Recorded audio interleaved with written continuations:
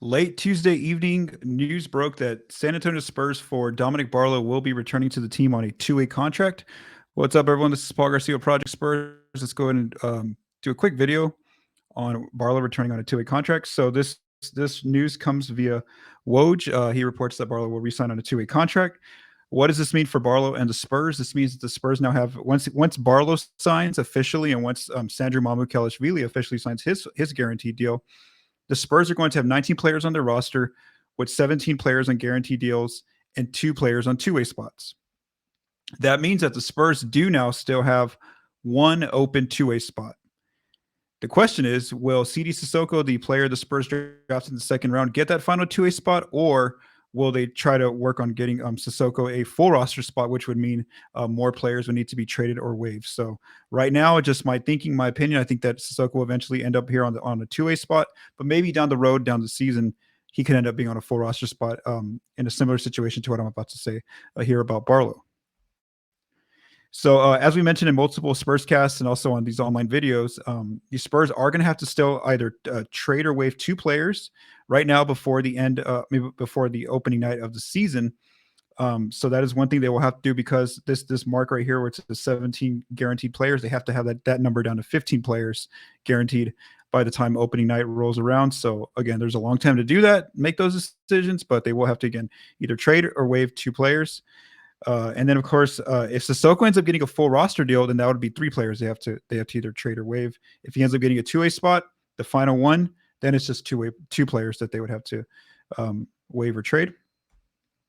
Now, one of the questions is, is there a chance maybe down the road in this season Barlow ends up getting a full roster spot? And I'd say there's probably a good chance of that. This is something that Colin Reed mentioned on our last Spurs cast when I had last spoken with him.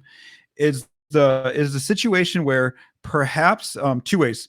One, maybe by the time the trade deadline gets here in February, the Spurs have moved some of those players that are on expiring contracts, some of those veteran players. And then if that happens and they have roster spots open, well, then they could convert Barlow's deal to a full roster spot. So I could see that happening as one of the avenues.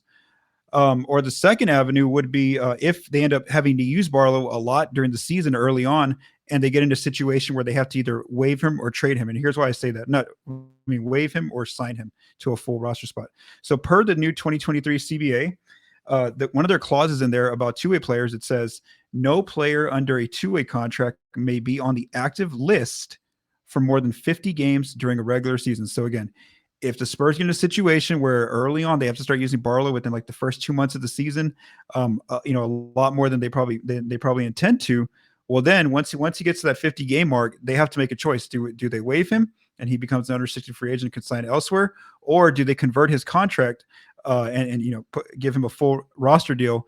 If they do that, the conversion part, then they would need to make sure they have the roster space, because if they don't have the roster space, then they'd have to waive or trade another player to bring in Barlow on that full roster deal. So I think that, yes, right now, today in July, he is Barlow's returning on a two-way contract, but I wouldn't close the door on him perhaps getting a full roster deal down the road during the season, especially, like I said, if they make a lot of moves at the trade deadline in February and there's open roster spots there, I could definitely see them giving a player like Barlow more opportunity on a full roster deal, especially for the fact that we saw him have a really good summer league. And it just looks like the fact that he's deciding to return on a two-way is maybe that no teams actually wanted to, send an offer sheet, or maybe they thought that the Spurs would automatically match the offer sheet if they sent one. So again, that's probably why he's ended up coming back on a two-way to the San Antonio Spurs. So for Project Spurs, I am Paul Garcia.